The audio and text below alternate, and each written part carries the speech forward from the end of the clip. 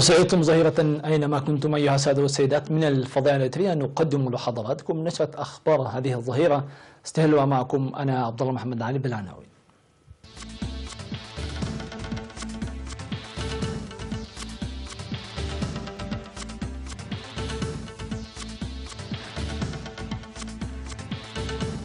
فخامة الرئيس سياس أفريقيا يتوجه إلى الإمارات العربية المتحدة. تنظيم مهرجان الإريتريين في بريطانيا. دورة تأهيلية في البث الرقمي في التلفزيون والإذاعة. كوريا الشمالية تفكك موقعا لإطلاق الصواريخ. حرائق الغابات في اليونان تسقط 49 قتيلا. واستراتيجية أمريكية إزاء أفغانستان تعزز أمال السلام.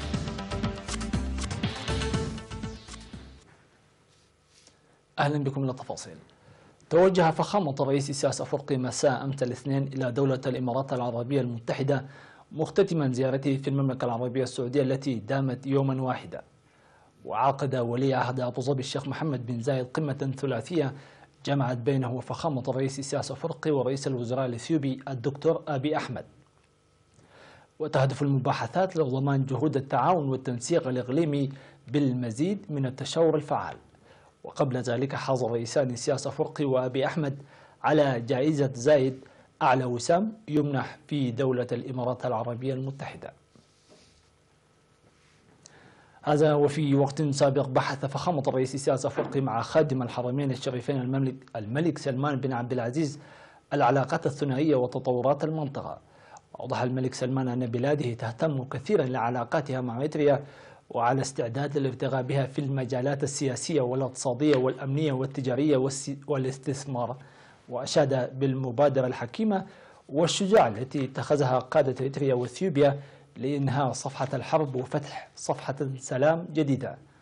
وشكر الرئيس سياس أفريقي من جانبه الملك سلمان والمملكة لحسن الضيافة والتعاون مع إريتريا، مشيدا بالتغييرات التي تشهدها المملكة حاليا. وأعرب الرئيس سياس أفريقي عن تقديره للدور الإقليمي والقيادي للمملكة العربية السعودية. وحضر اللقاء الذي جرى بالقصر الملكي في جدة وزير الشؤون الخارجية السيد عثمان صالح ومستشار الرئيس السيد يمان قبراب ومدير مكتب الرئيس السيد أمين حسن، ومن الجانب السعودي مستشاري الملك والوزراء. وقد زار الرئيس سياس أفريقي إلى المملكة العربية السعودية تلبية لدعوة الملك سلمان بن عبد العزيز للتشاور بشأن التعاون الثنائي والتنسيق الإقليمي. وكان في استقبال الرئيس سياس أفريقي لدى وصوله مطار الملك عبد العزيز الدولي بجدة محافظ جدة الأمير مشعل بن ماجد بن عبد العزيز ووزير الدولة للشؤون الأفريقية أحمد قطان ومسؤولون آخرون. وقد أقام الملك سلمان بن عبد العزيز مأدوبة غداء أمس الاثنين على شرف الرئيس سياس أفريقي والوفد المرافق له.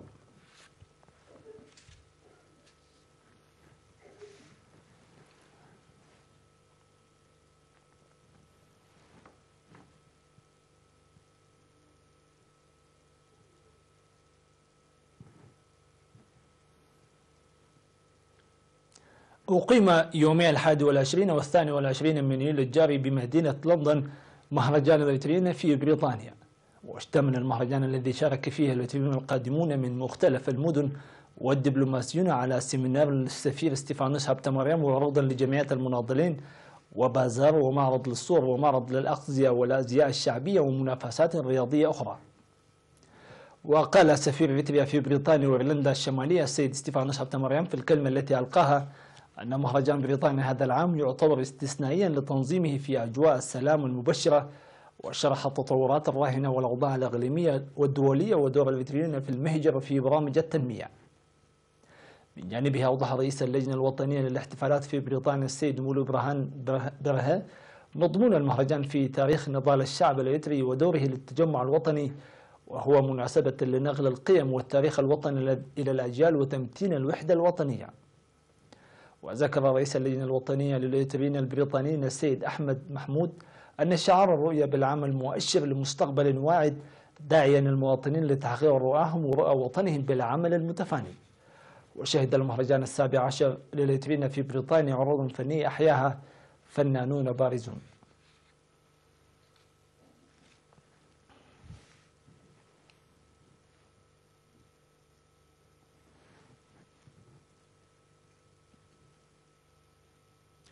وافتتحت في أسبرا دورة تدريبية لخدمات البث الرقمي في التلفزيون والإذاعة. ويشارك في الدورة التدريبية التي تتواصل ل3 أسابيع بتعاون وزارة الإعلام وسفارة الصين الشعبية 45 عضوا من وحدات تقنية المعلومات والهندسة بوزارة الإعلام. وأوضح وزير الإعلام السيد يمانا جبر مسكال في افتتاح الدورة أن الدورة جزء من برنامج للشراكة بين إريتريا والصين في المنح التعليمية والدورات القصيرة لتنمية القدرات البشرية، وتجري داخل البلاد لإشراك أكبر عدد من الأعضاء. من جانبها أوضحت مستشارة السفارة الصينية السيدة لوانغ إن أن تقديم الخبراء الصينيين مثل هذه الدورات التدريبية الاستثنائية يدعم العلاقات بين إريتريا والصين التي مضى عليها 25 عاما. وتشمل الدورة التدريبية وضوح الصوت في البث الإذاعي وأهميته، والبث الرقمي بموجة الFM، والبث الرقمي وانتشاره في التلفزيون وفائدته، ومجالات أخرى ذات الصلة.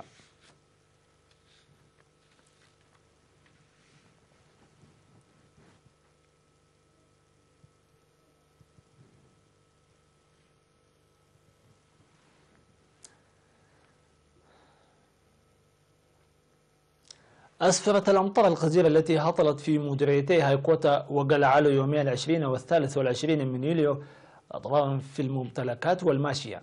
وأضرت الأمطار التي هطلت يوم 23 من يوليو في عشنكيت بمديرية هايكوتا بممتلكات 55 أسرة، وجرفت الفيضانات والسيول 79 رأسا من الأغنام والماعز، وأدى هطول الأمطار ليلا لمضاعفة حجم الخسائر.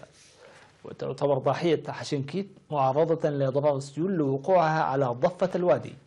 وفي مديرية قلعالو تسببت الأمطار المصحوبة بالرياح القوية التي هطلت بعد ظهر يوم 20 من يوليو باقتلاع 10 مخازن ذرة والإضرار بعدد كبير من المنازل.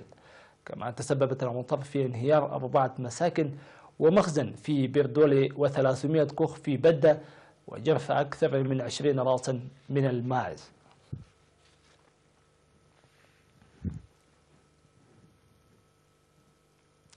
أكد سكان طلالة بمديرية لوقو عن سبب إقليم القاش بركة على مواصلة أنشطة حماية التربة وحفظ المياه عبر مجموعات النفير المنظمة. وأوضح السكان أن أعمال بناء المدرجات والحواجز المائية أسهمت في استقرار التربة ورفع الإنتاج الزراعي، مما شجعهم لمواصلة العمل بشكل منتظم. من جانبها أوضح خبير حماية التربة وحفظ المياه المهندس تمسجان قيتهم أن السكان ينشطون لتنمية منطقتهم، مشيرا إلى أن عمل سكان ضاحية طلالة يعتبر مثالا يحتذى به للآخرين.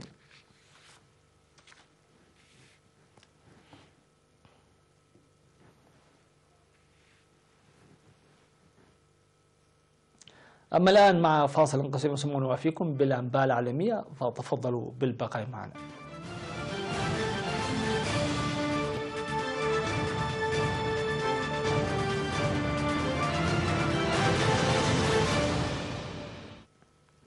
أهلا بكم من جديد.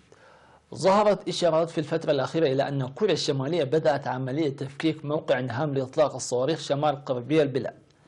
ورجحت صورة التقطت بالقمر الصناعي لمحطة سوهاي عبر مجموعة المتابعة في الولايات المتحدة أن بيونغ يانغ بدأت تنفيذ ما وعدت به الولايات المتحدة في يونيو الماضي.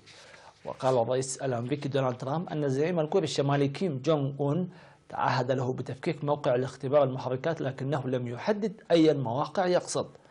وأثناء القمة التاريخية التي انعقدت بين الرئيسين الأمريكي والكوري الشمالي في سنغافورة الشهر الماضي، وقع الزعيمان على اتفاق ينص على أن يعملا سويا من أجل نزع السلاح النووي من شبه الجزيرة الكورية.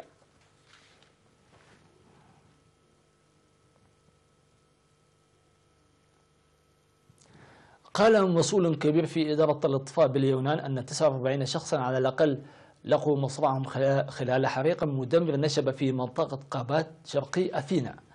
وقطع رئيس الوزراء اليوناني أليكسيس تسباريس زيارته إلى البوسنة وعاد إلى بلاده لمتابعة تطورات حرائق القابات المشتعلة. وذكرت قناة إخبارية أن 11 من المصابين في حالة خطيرة، فيما تسببت هذه الحرائق في تدمير مئات المنازل، مشيرة إلى أن السلطات اليونانية طالبت المواطنين المقيمين حول العاصمة أثينا بمغادرة منازلهم في أسرع وقت. وأضافت القناة أن فرق الإطفاء تكافح من أجل السيطرة على الحرائق، كما تقوم الطائرات والمروحيات بإلقاء المياه لإطفاء هذه الحرائق. وناشدت الحكومة اليونانية المجتمع الدولي لتقديم المزيد من المساعدات. وتعد هذه الحرائق الأسوأ التي تشهدها اليونان منذ أكثر من عقد من الزمان.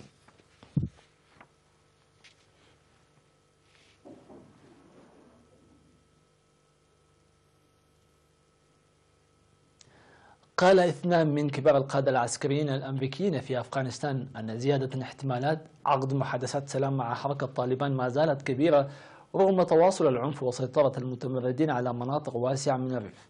وجاءت هذه التصريحات مع تزايد التكهنات عن قرب عقد المحادثات الرامية إلى إنهاء الحرب المستمرة منذ 17 عاما في أفغانستان، وذلك بعد وقف إطلاق النار الشهر الماضي بمناسبة عيد الفطر. ورغم انقضاء نحو عام على إرسال ترامب مزيدا من القوات إلى أفغانستان ومنحه القادة سلطات أكبر لاستخدام القارات الجوية ضد طالبان، لا يزال الآلاف من المدنيين يسقطون بين قتيل وجريح، كما أن الحكومة تسيطر على مساحة لا تزيد عن ثلثي البلاد. لكن الجنرال جوزيف بوتيل وهو أكبر قائد أمريكي في المنطقة أبدى خلال زيارته إلى كابول تفاؤلا مشوبا بالحذر إزاء التقدم الذي جرى إحرازه. وقال أن الاستراتيجية التي لم تحدد موعدا نهائيا لانسحاب القوات الأمريكية من أفغانستان ضغطت على طالبان وخلقت مساحة لبناء السلام عبر ضغوط دبلوماسية واجتماعية.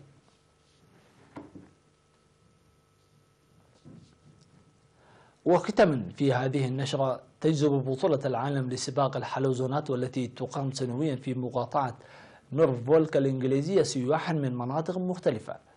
وشهدت المسابقة العالمية هذا العام مشاركة واسعة، وهي تنظم بشكل سنوي منذ ستينيات القرن الماضي في إحدى القرى الواقعة شرقي إنجلترا. وفي المسابقة توضع الحلزونات المشاركة على طاولة المستديرة محاطاة بشرائط صفراء وبرتقالية وحمراء، ويجب على الحلزون تعدي الشريط الأحمر ليفوز. والحلزون الفائز يحصل على جائزة عبارة عن أبريق فضة به أوراق خس.